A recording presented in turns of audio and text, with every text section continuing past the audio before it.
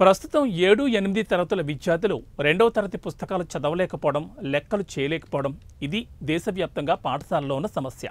ఈ సమస్య పరిష్కారానికి గత దశాబ్ద కాలంగా కల్వకుర్తిలోని వందే మాతరం ఫౌండేషన్ రీసెర్చ్ వింగ్ అక్షరవనం కృషి చేస్తుందని వందే మాతరం ఫౌండేషన్ రాష్ట్ర కార్యదర్శి యడమ మాధవరెడ్డి అన్నారు.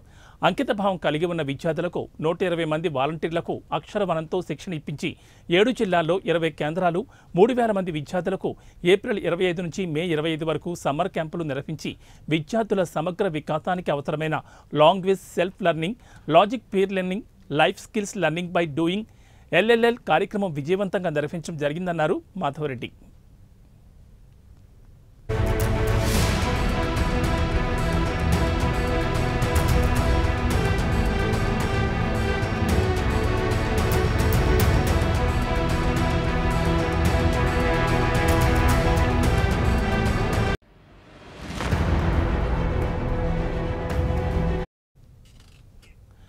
అదేవిధంగా సమ్మర్ క్యాంపులో ప్రతిరోజు ఉదయం 5 గంటలకు లేపి యోగాసనాలు, సూర్య నమస్కారాలు నేర్పించడం వల్ల పిల్లలకు ఆరోగ్యం పట్ల అవగాహన పెరుగుతుంది.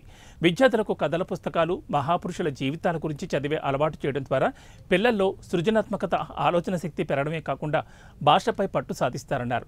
స్వచ్ఛ భారత్ పేరిట పరిశుభ్రతతో కిచెన్లో సహకరించడంతో గ్రాండింగ్ చేయడం ద్వారా మన సంస్కృతిని అలవర్చుకున్నారు.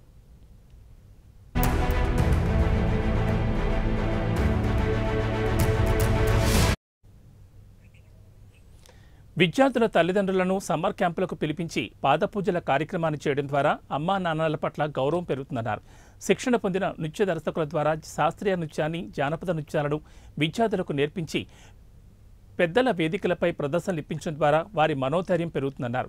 సమ్మర్ క్యాంపులో విద్యార్థులకు నేర్పించిన మంచి అలవాట్లు ఇంటి దగ్గర కూడా కొనసాగిస్తారని మాధవరెడ్డి ఆశాభావం వ్యక్తం చేశారు. ఈ కార్యక్రమంలో భాగస్వాములైన పలు ఫౌండేషన్లకు, దాతలకు, తల్లిదండ్రులకు మరియు వాలంటీర్లకు వందే మాతరం ఫౌండేషన్ రాష్ట్ర కార్యదర్శి యడమ మాధవరెడ్డి ధన్యవాదాలు తెలిపారు.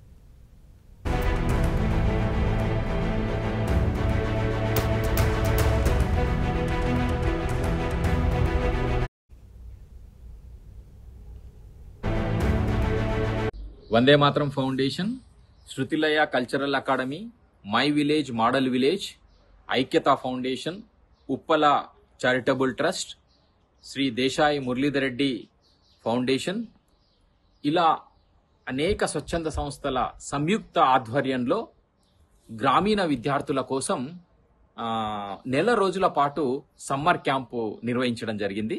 ఈ సమ్మర్ క్యాంపులో పిల్లలకి లాంగ్వేజ్, లాజిక్, లైఫ్ స్కిల్స్, విద్యార్థి సమగ్ర వికాసానికి అవసరమైన ఈ 3 స్కిల్స్ని విద్యార్థులకు అందించడమే కాకుండా తల్లిదండ్రులని ఆ క్యాంపులకు పిలిచి తల్లిదండ్రుల పాదపూజ కార్యక్రమాన్ని నిర్వహించడం, అదేవిధంగా శిక్షణ పొందిన డ్యాన్స్ టీచర్స్ని పెట్టి వాళ్ళకి శాస్త్రీయ నృత్యము, తర్వాత జానపద నృత్యాలు, అదేవిధంగా మంచి నాటికలు, అదేవిధంగా పిల్లలకి యోగా ఆసనాలు ఇవన్నీ కూడా సమ్మర్లో వాళ్ళకు నేర్పించడం జరిగింది. అంతేకాకుండా పిల్లలకి కథల పుస్తకాలు చదివించడం, అదేవిధంగా కథల పుస్తకాలు చదవడాన్ని అలవాటు చేశాం. అంతేకాకుండా లెక్కలంటే భయం పోగొట్టడం కోసం నిత్యం MNS మినిమం న్యూమరిక్